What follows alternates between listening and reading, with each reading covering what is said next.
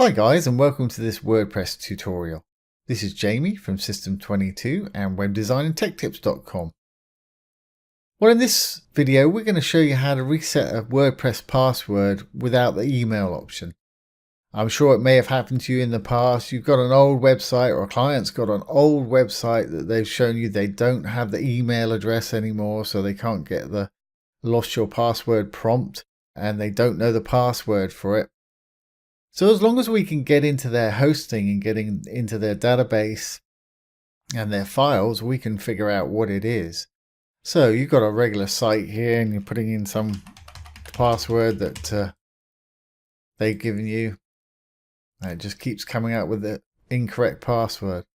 Okay, what you first need to do is navigate to their file manager. I'm doing this on a local machine on localhost. If you want to learn how to build WordPress sites locally, take our WordPress local install course. I'll put a link for it below this video.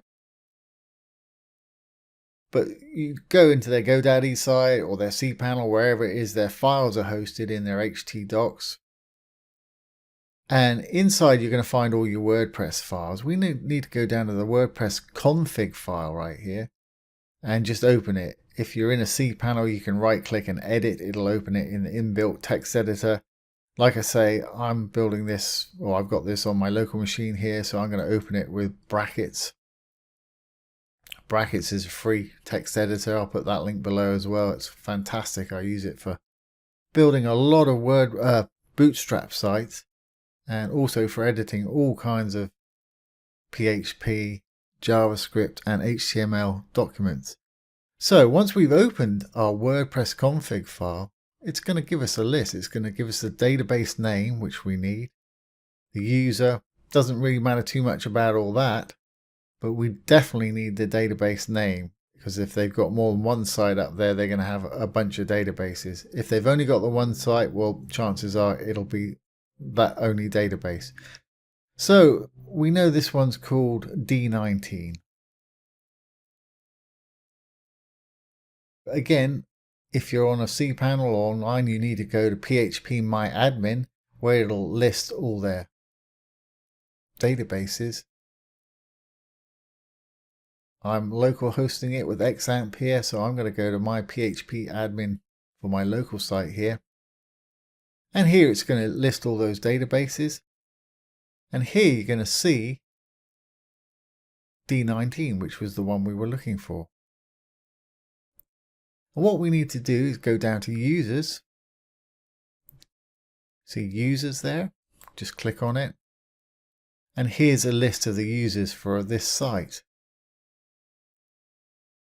Now, D19 was a user we were trying to get in. There's its name, display name over here. So what we need to do is go in, hit the edit button. And here's the encrypted password. Now we need to put in a new one that we're going to remember. So I'll just say at D19 2019 and a couple of special characters. Now I'm going to copy that, just put it in a little notepad so I've got a note of it just in case. So that's the password that we're going to want to use to log into this site.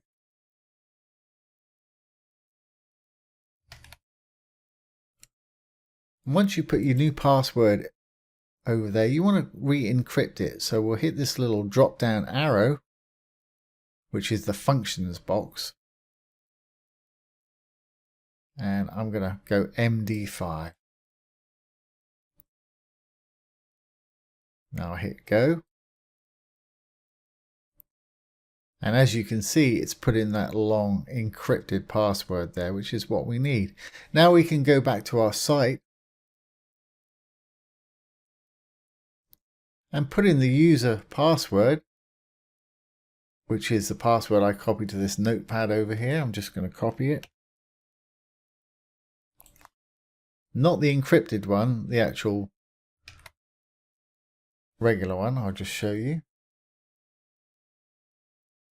This regular one that we made up, that we put in there initially before we encrypted it.